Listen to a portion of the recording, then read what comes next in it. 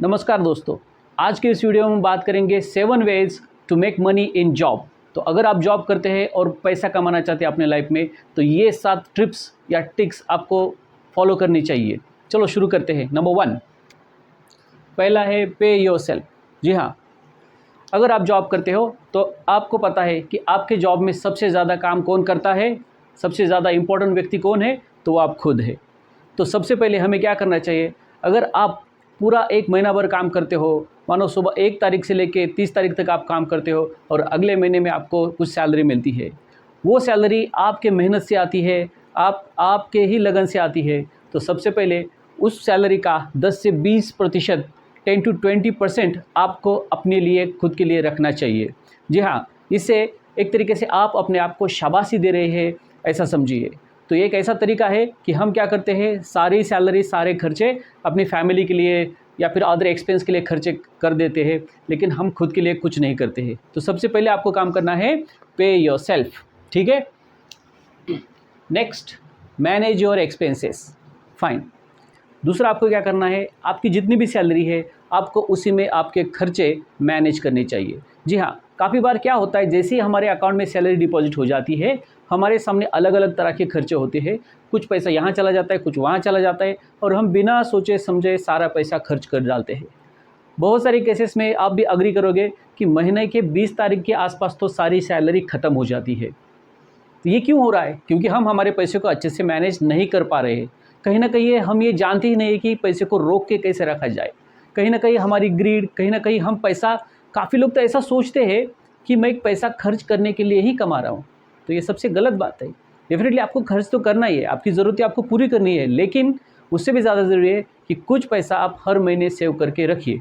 तो सबसे पहले ये काम कीजिए, मैनेज योर एक्सपेंसेस। जैसे कि हर बार नए कपड़े खरीदना हो, नया शूज़ लेना हो, या फिर और भी कुछ महंगी-महंगी शॉपिंग करना हो, ऑनलाइन खरीदी करना हो, या फिर होटल में जाके खाना खाना हो।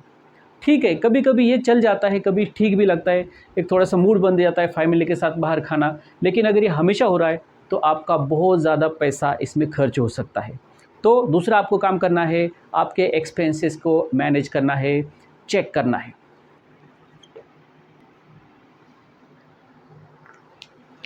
Third, have 5 to 6 month expenses in saving.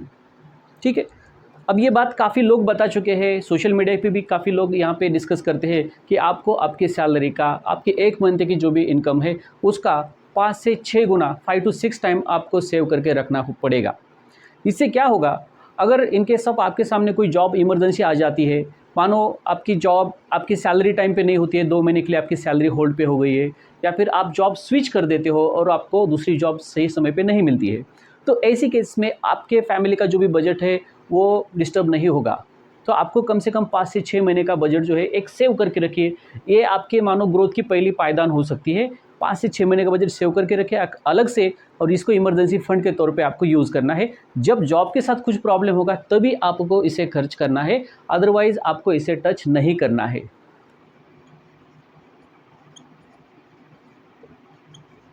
Number 4, must have medical insurance और लाइफ इंश्योरेंस। जी हाँ, काफ़ी लोग इस चीज़ को इग्नोर कर देते हैं। वो समझते हैं कि हमें लाइफ इंश्योरेंस या मेडिकल इंश्योरेंस की कोई ज़रूरत ही नहीं है। जब भी कुछ भी आएगा प्रॉब्लम तो हम हमारे पैसे से, खर्चे से उसको मैनेज कर लेंगे। लेकिन यकीन मानिए, जब भी अगर आपके जैसा कोई अर्निंग पर्सन, आपके जैसा कोई पर्सन जिसके ऊपर फैमिली डिपेंड करती है, अगर उसे अचानक कुछ हो जाते, every time there is a risk. तो कभी हम बीमार पड़ सकते हैं, कभी एक्सीडेंट हो सकता है, कुछ भी हो सकता है। तो ऐसे केस में अगर आप हॉस्पिटलाइज़ होते हैं, तो आप जानते हो, अगर 5 दिन भी, 4-5 दिन भी अगर आप हॉस्पिटलाइज़ हो जाते हो, तो हॉस्पिटल वाले अलग-अलग टेस्ट करवाते हैं, अलग-अलग मानो प्रोसीजर वहाँ पे होती है, मेडिकल का बिल हो सकता है। तो आपको 20-30 हज़ार से लेके लाख, 1.5 लाख तक का खर्चा अचानक आ सकता है।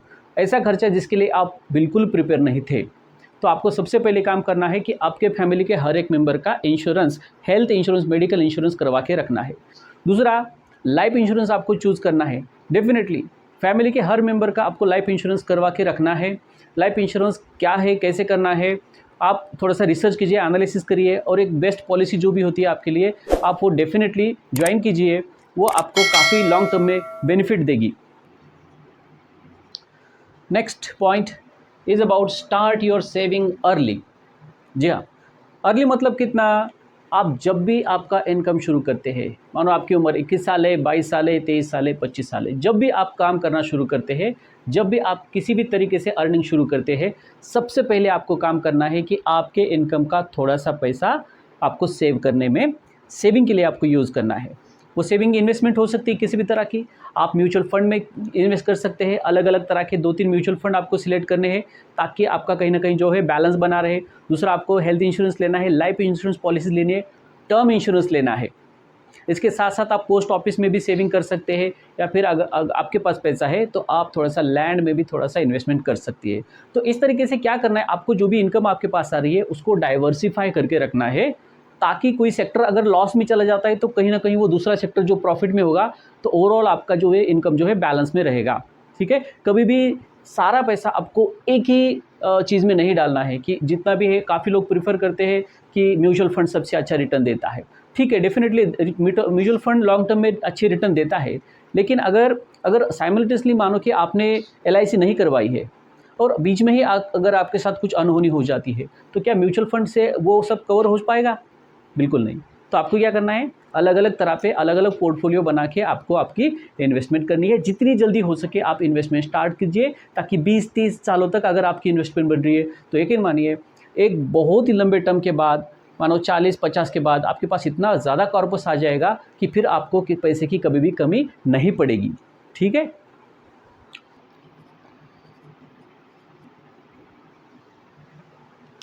Next is about starting A side business. ठीक है, आपको एक काम करना है, आपकी जॉब जो भी है आप कर रहे हो, इसके साथ साथ आपको जैसे भी समय मिले हो, सुबह का समय मिले, शाम का समय मिले, दोपहर का मिले, जब भी आप फ्री हो जाओ, उस समय में अगर आप कुछ कर पा रहे हो तो उसके बारे में ज़रूर सोचिए।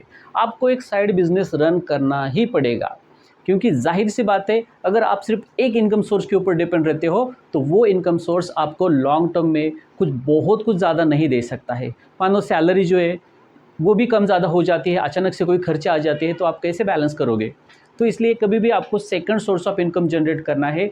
इसमें बहुत सारी चीज़ें आप जो कर सकते हैं, आप ऑनलाइन कुछ कर सकते हो, जैसे कि ऑनलाइन आप कुछ सिखा सकते हो, आप ऑनलाइन टीचिंग कर सकते हो, आप कुछ आपको प्रोफेशनली अच्छा लगता है, जैसे कि फ़ोटोग्राफी हो सकती है, आप वो कर सकते हो, आप व्लॉगिंग कर सकते हो, आप कहीं घूमने को जाना है, आपकी शौक है तो आप वहाँ पे जा सकते हो, आपका एक चैनल बना सकते हो।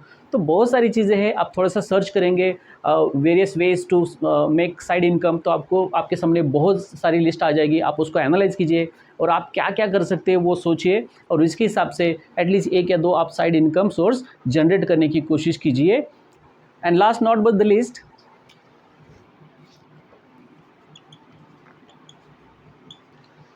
अवॉइड पर्सनल लोन्स और क्रेडिट कार्ड्स। जी हाँ, this is going to be the very important, सबसे इम्पॉर्टेंट चीज़ है ये कि आपको बिना ज़रूरत के, अगर आपके खर्चे अगर आप आपके सैलरी से, सेविंग से आप मैनेज कर रहे हो, तो आपको बेवजह पर्सनल लोन या फिर क्रेडिट कार्ड का यूज़ नहीं करना चाहिए।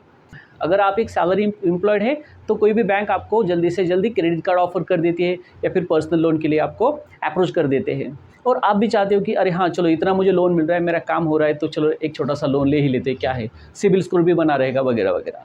ठीक है, एक छोटी-छोटी लोन लेके अगर आप कुछ चीज़ें सिबिल स्कोर के लिए कर रहे हो तो वो अलग बात है, लेकिन ध्यान रखिए पर्सनल लोन का जो भी इंटरेस्ट होता है वो बहुत ज़्यादा महंगा होता है। ठीक है, इसलिए अगर उसको आपने टाइम पे रीपे नहीं किया तो वो जो पेनल्टी जो लगाएगा, वो पेनल्टी आपको मतलब एकदम रिग्रेट फील करोगे कि अरे ये मैंने क्यों ले लिया है।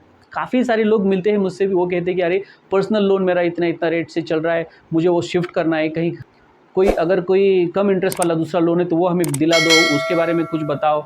ऐसे प्रॉब्लम आ जाते हैं बाद में। तो पर्सनल लोन बिल्कुल ना ले, जितना हो सके वो अवॉइड करे, क्रेडिट कार्ड से जितना हो सके वो दूर रहे। फाइन। लास्ट एक बोनस टिप दे रहा हूँ। जी हाँ, लास्ट टिप रहेगी, डोंट हरी टू बाय एक न्यू कार और होम। ठीक है, अगर सैलरी जैसे ही आपको जॉब लग जाती है, सबसे पहले आप काम करते हो कि आप एक नई गाड़ी बुक कर देते हो।